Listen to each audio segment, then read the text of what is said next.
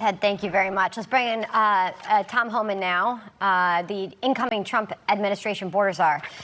Tom, great to have you here. And I want to get to New Orleans again in just a second, but we just got this fresh information out of Las Vegas, and the police chief there giving us a lot of new details. I want to get your reaction too. He characterized what they're learning on the ground there in Las Vegas as a suicide with a bombing that occurred immediately thereafter.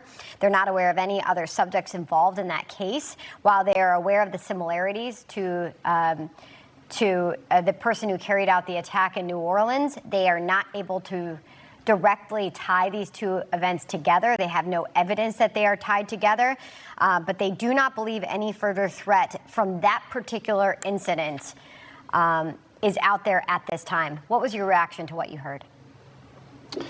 Well, look, I think the further the investigation goes, I think they are going to find a connection between the two incidents. But look, they're both suicide events. The man in New Orleans certainly had no plans of going home for getting out and trading gunfire with law enforcement. So I think both these men realized they weren't going home after this event.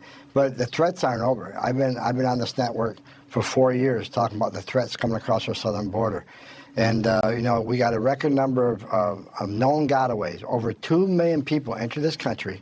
We don't know who they are or where they came from, or what their purpose to come to this country. They weren't vetted, they weren't screened, they weren't fingerprinted. We don't know who they are. And since the Border Patrol and CBP arrested well over 300 people on the terrorist watch list, how many of that 2.2 million who escaped apprehension, who escaped vetting, who escaped fingerprinting came from a country sponsoring terror? Even Christopher Wray, the director of FBI, said numerous times under testimony in front of Congress that this is the biggest national security vulnerability he's seen. I agree with him. So we're not out of the woods. This country is in grave danger. We need to secure that border. And despite what's happened the last 2 days in Las Vegas and in New Orleans, this administration is not stopping. They're still releasing thousands of people every week through the CBP One app, the CHMV program, and Border Patrol continues to release people in this country without proper vetting.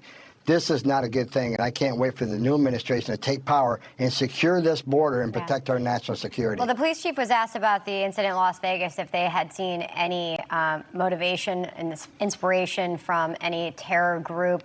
They had not identified anything there yet, I should say, at least. They said they're very heavily still in the middle of that investigation.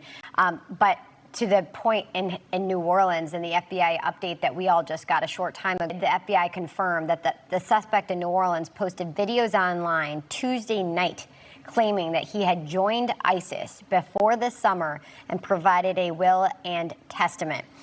So they did confirm that he was indeed inspired by that terror group to carry out that vicious, violent, heinous act and attack there in New Orleans. Well, that brings another issue. I think the incoming administration needs to look at insider threat. I mean, insider threat analysis has been put in the back seat by this administration. If we got 2 people who served in the military that were that committed these terrorist acts. We need to really dig down into insider threat in our military, in our federal service, whether it's the FBI, whether it's other agencies, whether it's the military. Insider threat's a big issue, especially in our industry that has infrastructure responsibilities. We need to drill down and find out about this inspiration and what insider threat is currently in the United States government, military, and in the United States government service, and address them right away. We got to address insider threat. We have to. We can't let this go on any further. Tom, just to circle back there, you said earlier, and you just referenced again a terrorist connection there in Las Vegas. The police chief said they haven't identified that, but to your point, you said you believed as this investigation carries out in Las Vegas that I believe you just said you believe they will find a connection. Do you have any other information, or have you been privy to any other information other than what we just directly heard from the police there in Las Vegas? No, I don't. This is a gut feeling. I've done this for 3.5 decades. I just think there's too many similarities, too much coincidence. I think something down the road they're going to show there's some sort of connection, whether it's they got whether it's some same network or where they got the tools to pull these terrorist attacks off. I just feel like there's going to be something down the road, and I could be wrong. It's just a gut feeling I have. Got it. Well, we know that they're going to keep us posted as that investigation continues. And Tom, we appreciate your time today. Thank you very much. See you again soon. Thank you. All right, Phil. Well, Sandra.